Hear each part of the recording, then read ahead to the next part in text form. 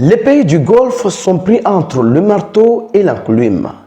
Ils se retrouvent frappés indirectement à la fois par l'Iran et par Israël.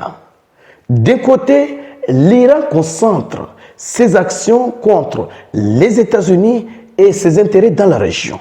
De l'autre, Israël frappe les intérêts économiques de ce pays tout en faisant porter le chapeau à l'Iran.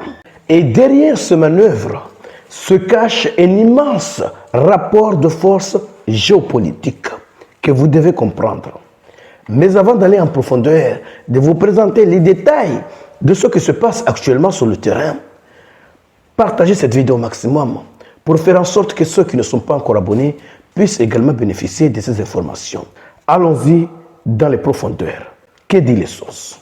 Je vais commencer par les attaques qui ont été menées contre la société pétrolière d'Arabie Saoudite, Aramco. On vous a dit que c'est l'Iran qui a frappé le pétrole saoudien. Alors, l'Iran a démenti cette information et a même envoyé un message à l'Arabie Saoudite pour lui dire que ce n'est pas lui qui a attaqué cette infrastructure. Alors, si ce n'est pas l'Iran, alors c'est qui?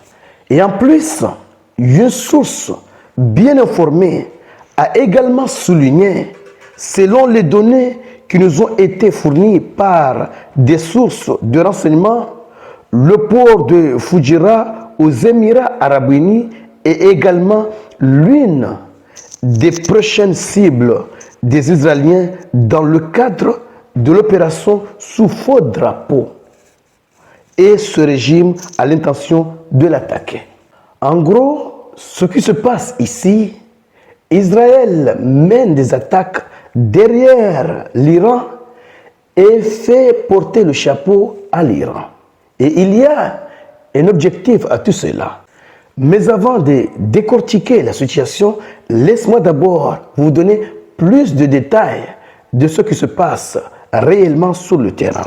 Selon le célèbre journaliste américain Tucker Carlson, la nuit dernière au Qatar et en Arabie Saoudite, les autorités ont arrêté des agents du Mossad qui planifiaient des attentats à la bombe dans ces pays.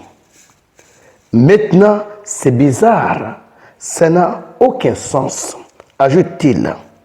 Pourquoi les Israéliens commettraient-ils des attentats à la bombe dans deux pays du Golfe qui sont également attaqués par l'Iran? Ne sont-ils pas du même côté? Non.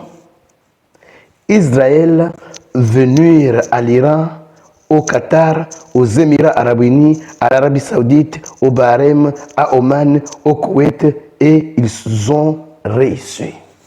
Chez messieurs, voilà une preuve tangible de ce qui se passe. Maintenant, quelle est la raison qui pousse Israël à mener ce genre d'action? C'est simple. Il y a plusieurs aspects. Premièrement, l'Iran vient de normaliser ses relations avec ces pays. Et s'ils arrivent à montrer, à prouver à ce pays que l'Iran n'est pas fiable, dans ce cas-là, l'Iran risque d'être isolé dans la région. Première chose. Deuxième chose, si les attentats se multiplient, les autorités de ces pays risquent d'entrer en confrontation directe avec l'Iran. Et là encore, c'est Israël qui gagne. Pourquoi? Si ces autorités décident d'entrer en confrontation directe avec l'Iran, qu'est-ce qui va se passer? Ces pays possèdent beaucoup d'avions, des chars et même des systèmes antimissiles, mais avec des intercepteurs limités, des nombres limités d'intercepteurs. Et l'Iran possède en masse des missiles et des drones. Donc, en 4 jours ou plus tard, en une semaine, les stocks d'intercepteurs que possède ce pays vont s'épuiser. Et à ce moment-là, ils arriveront à frapper l'Iran et l'Iran aussi aura l'occasion de les frapper d'une manière exponentielle. et les économies de tous ces pays vont s'écouler. Et peut-être il y aura même des changements de pouvoir dans ce pays. Et qui est encore le gagnant dans cette affaire? C'est Israël. Un Iran affaibli, pays du Golfe affaibli. Cela donnera la possibilité à Israël d'agrandir son territoire et son influence. C'est de cela qu'il s'agit. Parce que Israël bénéficie de ce propre système de défense aérienne ainsi qu'un renforcement des systèmes venus des États-Unis. Les États-Unis ont retiré leur système dans les pays du Golfe pour renforcer la sécurité d'Israël. Et en plus, Israël aura l'occasion de bénéficier d'un financement massif, direct, venant des États-Unis pour reconstruire le pays. Donc, Israël deviendra le pays le plus fort dans la région, que ce soit économiquement, militairement et même géopolitiquement. Et il restera à Israël de réaliser son grand rêve, celui du grand Israël. Chers mademoiselles, chers messieurs, partagez cette vidéo au maximum.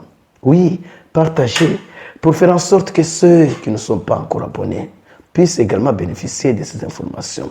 Et surtout, restez connectés pour la suite des événements. Merci.